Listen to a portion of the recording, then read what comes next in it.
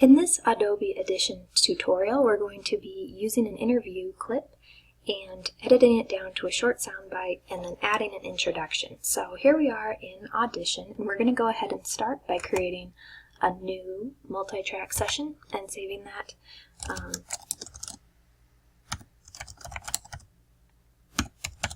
into the project folder that we've created.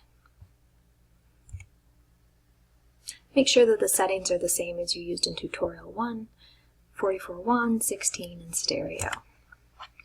You'll see the default multi-track editor come up, and now we need to be able to add the content. So if you haven't already downloaded this, you can download it from the class site. What we're using is an interview from 1962 with Edward R. Murrow, in which he's discussing satellite technology. When we first load it, we see it here playing, and if you haven't listened to it all the way through, you should do that first. It's about 6 minutes long, and you can tell that it's a raw interview. There are places where they're talking about whether their microphones are adjusted correctly and that sort of thing. That's my right. Stage right. As you're listening, it's a good idea to take notes on some parts that you think might make good sound bites. I've already done this and identified a part that I'm going to use for the sake of this demonstration, but at this point your workflow is probably going to start differing a little bit based on which section you want to use for your clip. So I'm going to go ahead and drag that full interview into the first track here. And you can also see that it fills the whole space in this top navigation bar. I can zoom in using this and navigate around if I want. The part that I want begins a little after, right around 4.5 minutes. So I'm going to start listening here and see if I can find the part that I want to identify. Well, those who operate a national communication system will obviously still be able to control what appears on the screen or on the medium wave radio in their own country, because this signal must be picked up by a ground station. But as you suggested, I think it is quite possible that when this becomes operational, it may exert a certain pressure on governments to ease the restrictions a little bit, because their people will be curious and they'll want to see. That's exactly the clip I want to use. I'm going to go ahead and use the razor tool to be able to make a cut around the area that I want to be able to keep. So I want to start it there, and let's see if I can remember where it started. It goes around here. Well, those who operate... Yeah, so I'm going to make my second clip, and it's always a good idea to put the scrubber right where you want to make your cut, because it will make a more precise cut. You can also zoom in more to make sure you're getting exactly the right spot. Now I'm going to go to my Move tool and delete the portions of this interview that I no longer want.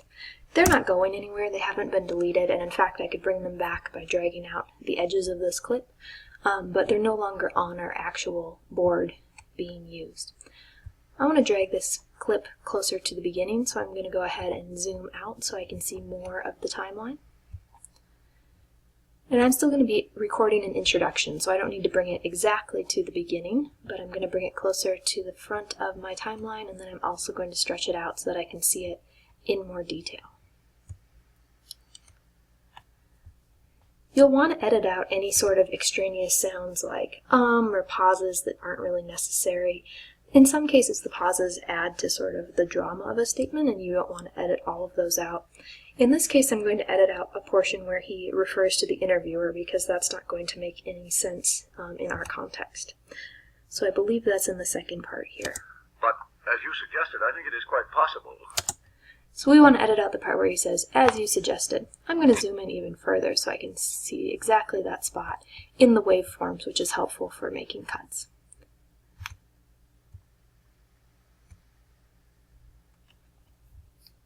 I'm going to use the razor tool again to make a cut here. As you suggested, I think it does. I'm going to see if that's the right spot. I think it is quite...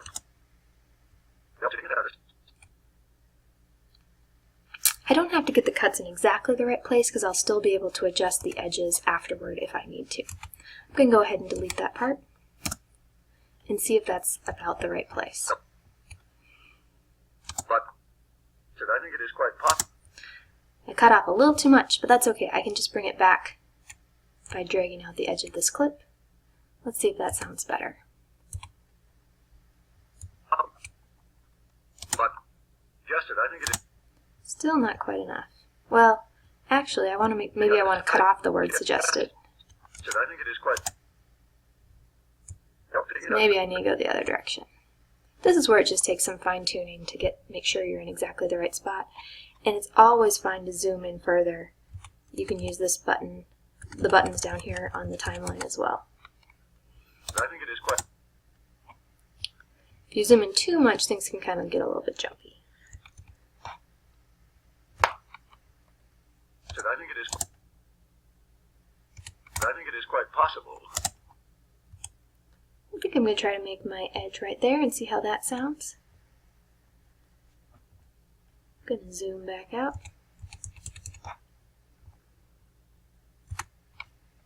But I think it is quite possible. That sounds better. I'm going to try pushing those clips closer together and see if it sounds seamless. But I think it is quite possible that when this becomes operational. That seems pretty close. I'm satisfied with that for now, and I can always come back and adjust it a little bit more later if I'd like. So I'm going to zoom out. I now have my clip. I want to make sure that this isn't going to be over my time limit. So let's see how long this is. To begin with, I'm going to select both clips by dragging around them and drag it back to the very beginning of my timeline here. My clip is just under 30 seconds, so that's about right because I still need to add an introduction. I'm going to move that over, and I'm going to record my introduction down here in track 2. So you can record your introduction using any kind of recording device, but one thing that is pretty handy is that you can record right in Audition. So to do that, you pick the track that you would like to record in, and I'm going to mute the other track to make sure that that doesn't interfere. And down here I'm going to click the R button for arm for record, and immediately it shows me some little levels so I can see how loud my recording is going to be. There's some text included in the tutorial that gives you a sample of what you might want to say, and when you're ready to record, you can go ahead and hit this record button.